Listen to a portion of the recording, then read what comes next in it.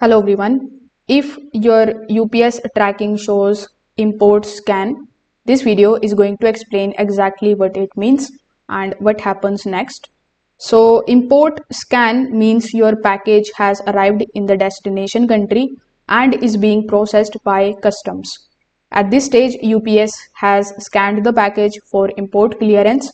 This is a normal step for the international shipments. After this scan, your package goes through the customs clearance. Once it is cleared, it is basically released to UPS, sent to a local sorting facility, then moved towards delivery.